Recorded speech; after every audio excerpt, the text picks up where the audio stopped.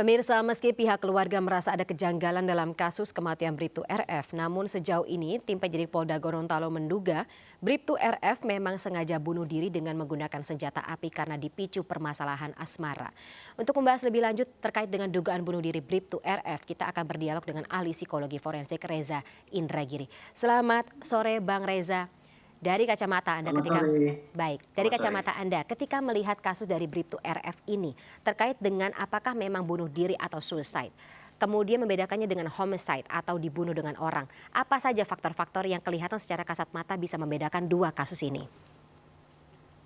Kalau secara kasat mata tidak mudah bagi kita untuk memastikan apa yang menyebabkan seseorang kehilangan nyawa, karena faktor yang menyebabkan orang meninggal dunia itu ada 4, yaitu natural, faktor alami, yang kedua adalah accident, kecelakaan, yang ketiga adalah suicide atau bunuh diri, dan yang keempat adalah pembunuhan atau homicide. Sekali lagi, kalau hanya berdasarkan perhatian dari luar atau pengamatan dari luar, maka bisa saja kemudian simpulannya akan menjadi rancu. Karena itulah menurut saya perlu dilakukan otopsi terhadap almarhum. Otopsi memang akan kelihatan. Ada perbedaan nggak Pak Reza gitu, misalnya dari selongsong peluru atau bekas luka seperti itu yang lagi-lagi bisa menjadi patokan ini adalah suicide dan ini adalah homicide? Dari sudut pandang psikologi forensik, memang untuk mengetahui secara tanda petik pasti apakah seseorang itu meninggal bunuh diri atau karena bukan bunuh diri, atau yang kemungkinan yang kedua, apakah seseorang itu meninggal karena bunuh diri disebabkan oleh faktor A, B, C, dan seterusnya, memang sekali lagi harus dilakukan otopsi. Tidak hanya pemeriksaan secara fisik dalam pengertian kondisi luka, kondisi cedera, tetapi juga otopsi psikologis. Otopsi psikologis itulah yang kemudian diharapkan akan bisa menghasilkan titik simpulan atau bahkan mungkin mendekati simpulan yang definitif tentang sebab musabab mengapa orang ini meninggal dunia, pun kalau yang bersangkutan meninggal dunia akibat bunuh diri, apa sesungguhnya menjadi penyebab yang bersangkutan bunuh diri. Oke, Pak Reza, ini katanya otopsi memang sudah dilakukan tapi hanya di bagian luar jenazah korban. Apakah dari hasil analisa ini bisa secara kemungkinan atau maksimal gitu hasil analisa ini bisa didapat? Dugaan saya tidak akan maksimal kita bisa membangun sebuah simpulan sekali lagi hanya dengan pengamatan dari luar. Tadi saya katakan yang paling menyeluruh, yang paling komprehensif adalah kombinasi antara otopsi secara fisik, tugas kedokteran, dan otopsi psikologis, tugas psikologi. Kalau otopsi psikologis yang dilakukan bisa dengan mewawancarai orang-orang dekat dengan korban, baik itu teman sekantor atau anggota keluarga, untuk mendapatkan data sekunder tentang misalnya perubahan perilaku atau kondisi-kondisi khusus yang tampak menjelang yang bersangkutan memutuskan untuk mengakhiri hidupnya. Atau juga otopsi psikologis lewat pemeriksaan dokumen kesehatan. Silakan datang misalnya ke pusdokes setempat, silakan datang ke puskesmas atau ke unit psikologi di satuan wilayah Polri setempat untuk mendapatkan data tentang seberapa jauh kondisi kesehatan korban menjelang mengakhiri hidupnya.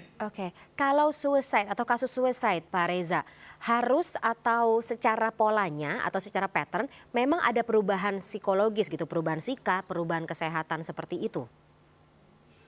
Ya, lazimnya penanda adanya kondisi psikologis yang katakanlah tidak wajar atau kondisi psikologis yang abnormal adalah perubahan tindak tanduk, perubahan proses berpikir, perubahan tutur kata yang berlangsung secara tiba-tiba.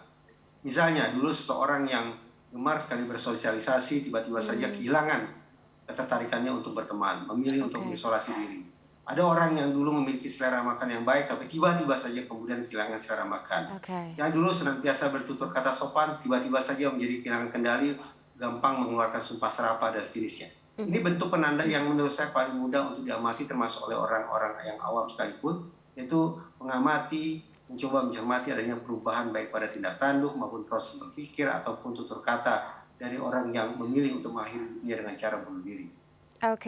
Mungkin terakhir Pak Reza, terkait dengan motifnya yang sementara ini diduga akibat hubungan asmara begitu. Kita mengetahui untuk kepolisian atau anggota kepolisian sendiri tentunya sudah mengikuti sebuah assessment atau tes secara psikologis yang membuat mereka seharusnya berada dalam kondisi psikologis lebih baik atau standar psikologis yang lebih baik begitu daripada orang biasa.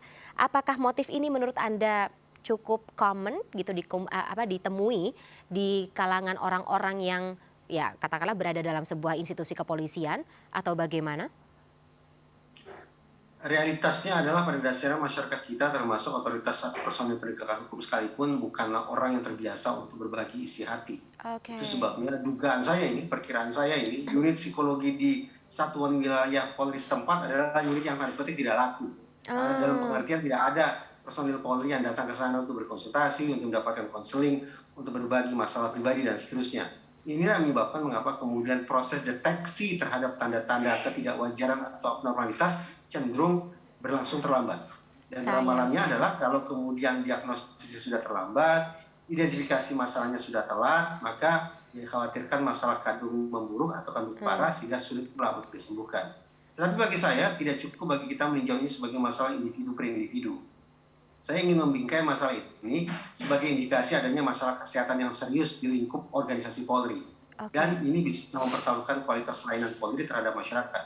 Kalau kualitas layanan Polri kepada masyarakat sudah memburuk akibat masalah kesehatan mental yang tidak tertangani dengan baik, maka jangan disalahkan masyarakat kalau pada akhirnya citra polisi akan memburuk, kepercayaan masyarakat terhadap Polri akan ambruk.